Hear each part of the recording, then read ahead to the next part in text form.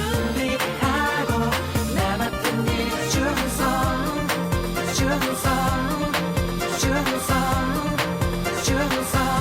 Your kingdom come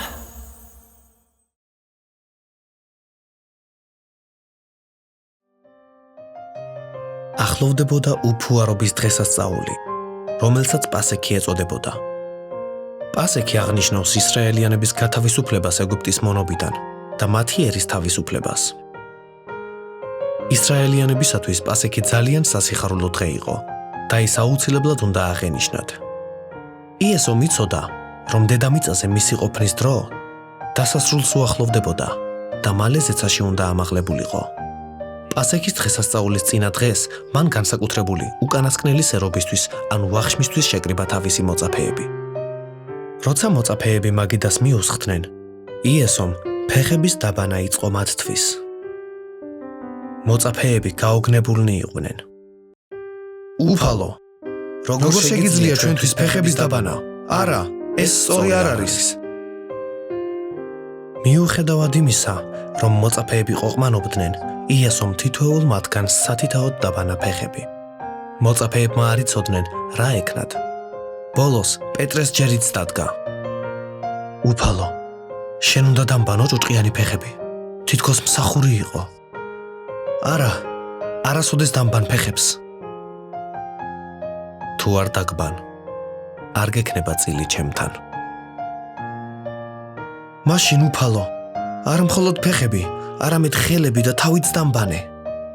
პეტრემ გადაიფიქრა და იესოს ხელების და თავის დაბანაც სთხოვა. მოწაფეებისთვის ფეხების დაბანის შემდეგ იესო მაგიდას მიუჯდა და ელაპარაკა მათ. თუ კი მე, უფალმა და მოძღვარმა, დაგბანეთ ფერხნი, თქვენც ერთმანეთს უნდა დაბანოთ ფერხნი, რადგან მაგალითი მოგეცით, რათა როგორც მე მოგეკეცით, თქვენც ისე მოიქცეთ. მოწაფეებმა გულში შეინახეს იესოს სიტყვები. შემდეგ იესომ აიღო პური, მადლი შესწირა, დატეხა და მოწაფეებს დაურიგა. ეს ჩემი სხეულია, რომელიც თქვენთვის მიეცემა. ეს გააკეთეთ ჩემს მოსაგონებლად. ასევე ასწია სასმისიც, მადლი შესწირა და მისცა მოწაფეებს. ეს სასმისი არის ახალი აღთქმა ჩემს სისხლში. თქვენთვის რომ იღვრება, ცოდვებისგან თქვენს დასახსნელად. ეს აკეთეთ ჩემს მოსაგონრად. შემდეგ იესო ელაპარაკა თავის მოწაფეებს. ერთ-ერთი თქვენგანი გამცემს მე. იესო იუდა ისკარიოტელს გულისხმობდა. მოწაფეები გაოგნებულნი დარჩნენ. იესომ გააგრძელა. ჩემი სიკვდილი უღვთისნებაა. მაგრამ ვაი იმ კაცს, ვინც გამცემს. მისთვის უკეთესი იქნებოდა, არ დაბადებულიყო. შეშინებული მოწაფეები იესოს ეკითხებოდნენ. უფალო, მე ხომ არ ვარ? ეს ის არის, ვისაც პურის ლუკმას მივცემ. ლუკმა კი იუდა ისკარიოტელს მიაწოდა. იესომ უთხრა იუდას. სწრაფად გააკეთე რის გაკეთებასაც აპირებ. როგორც კი იესო ელაპარაკა, იუდა მაშინვე ადგა და გავიდა. თითქოს სინდისმა შეაწუხაო. დანარჩენმა მოწაფეებმა არ იცოდნენ, რას აპირებდა იუდა. ვახშმის შემდეგ იესო ელაპარაკა თავის მოწაფეებს.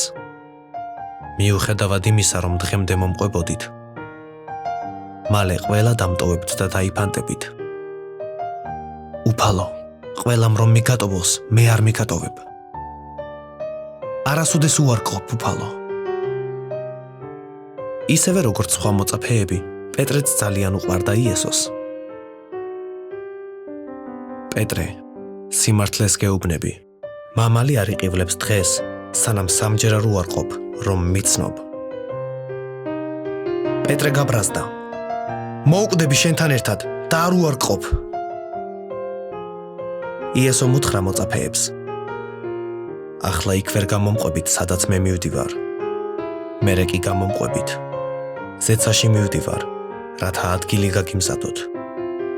ისევ მოვალ და ჩემთან წაგიყვანთ, რათა სადაც მე ვარ, თქვენც იქ იყოთ. იესო დაჰპირდა მოწაფეებს, რომ დაბრუნდებოდა მათ წასაყვანად და მათთან ერთად ვახშმობდა იმ საღამოს. დღემდე იხსენებენ იესოს მოწაფეები უკანასკნელი სერობისას პურისა და ღვინის გაზიარებას. ამას ზიარება ჰქვია. ზიარებისას ჩვენ ვიხსენებთ იესოს, რომელიც ჯვარზე მოკვდა ჩვენი ცოდვების გამო. ფიქრობთ ამაზე და მადლობას ვწირავთ მას.